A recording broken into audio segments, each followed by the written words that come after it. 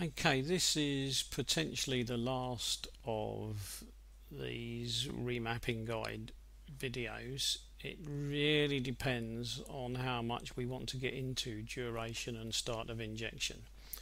So at the moment I'm just going to stop at the torque map and then consider what to do next.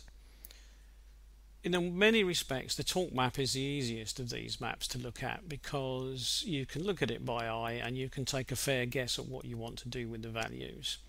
Now, what I'm going to do is I'm just going to simply make a copy of the torque map so that it's a little bit easier to explain what I'm talking about. So I'm just going to do that.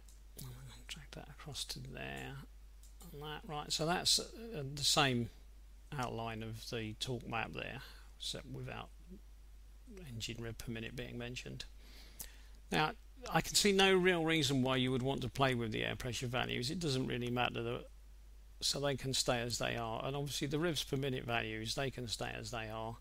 There isn't any real reason why you need to change them. So all you really need to consider is what to do with this data. Now, there is nothing stopping you from literally guessing what you want to do. You could just look at these. There's such simple numbers and there's so few of them that you could just guess what you'd like to do and then try the car and see what you think of the changes you've made. And as long as the changes you've made are not completely daft, you're going to be fine. But what I'm going to do is stick with using Excel, because obviously it allows me to make changes and I can make them as a sort of sweeping change across the whole thing. So what I'm going to do is I'm going to make a sweeping change of 10%. So I'm going to just take that first value and I'm going to multiply it by 1.1, which will give me my 10%. And I'm going to have a look at what that does. So I'll go down to there, I'll drag that across to there. Now that has come out as a maximum of what, 57.2? So in the middle we've got 57.2. Now what I'm going to do is I am going to deliberately try to hit 60. And the reason that I'm going to deliberately try to hit 60 is because I want to squeeze the most out of this as I can without touching the duration and start of injection. I'd have to go and double check, but I've got a sneaky feeling that from memory that the maximum duration values were for 60 milligrams. So I'm just going to have a little look at that again. I don't think I can probably go much further. So if I was to try 1.2 instead, if I try 12%, I OK that. Let's see what that gives me. 58.2. Let's try 13%. Let's see what that gives me. And again, I could try and do this in a much more scientific manner, but I really don't see the point. I mean, it's such simple numbers that we're obviously making very, very, very slight changes, but not enough to make a real difference. Let's try 4. I'll drag that one down to there, and I'll drag that one across to here. I'm getting pretty close to my 60, aren't I? I'm going to go one more just for the fun of it. Let's just see what... Oh, no, don't do that yet. Oops.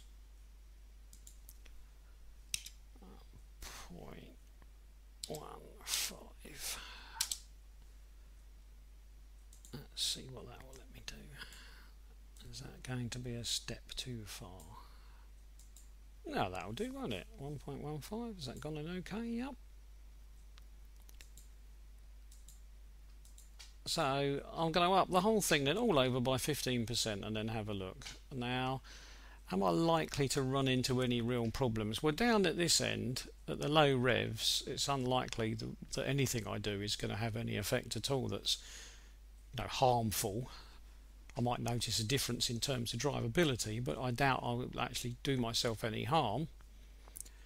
What I'm going to do is have a look at this, and this is where the big problems can tend to occur, because you can use more torque than the drivetrain is happy about, but then I'm not hugely different, am I? I mean, look, that was 44 there, and it's 50 now, but it's, you know, I'm not too worried about those. I think I'll leave those like those, and I don't go over 60. So if I use that as my new map and I put that in as my new map, I can try it out now. I can try it and I won't have to touch duration and start of injection.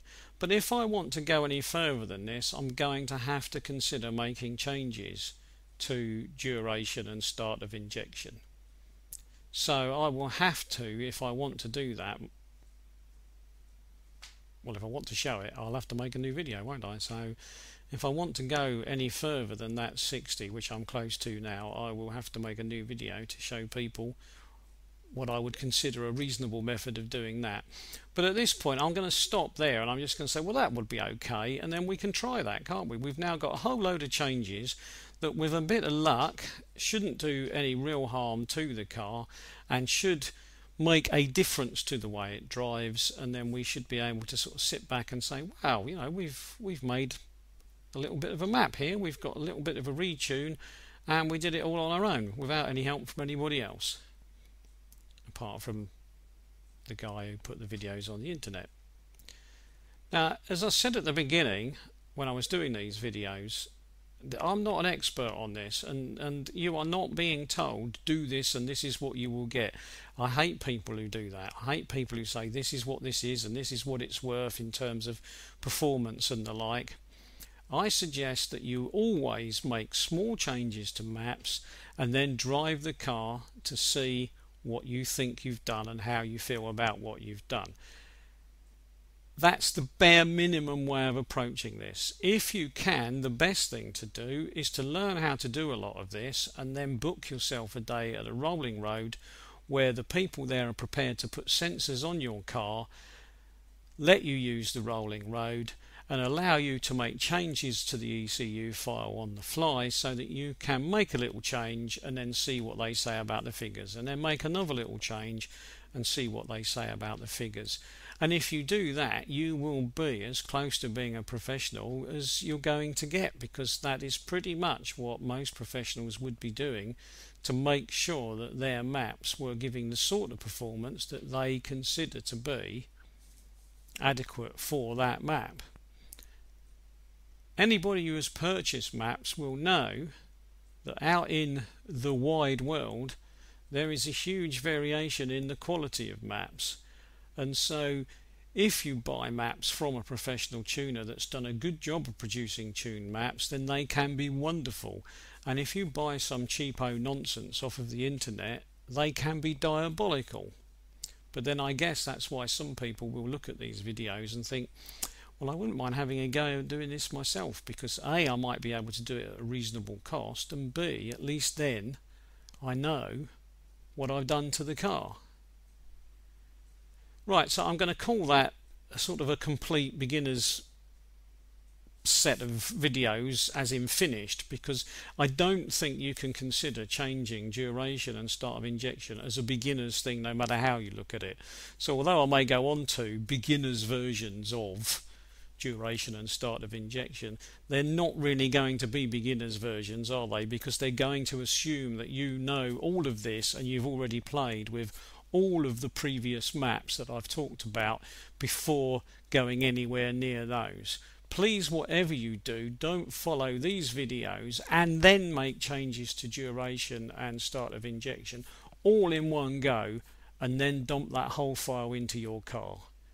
Because if you make a mistake somewhere in amongst that lot, you'll have made so many changes, there is a risk that you'll do some damage before you even realise what it is you've done. So up to this point you are relatively okay. After this point you may not be so okay. So get this far before you consider touching duration and start of injection. That way you will be in a much safer position. Right, I'm going to stop there.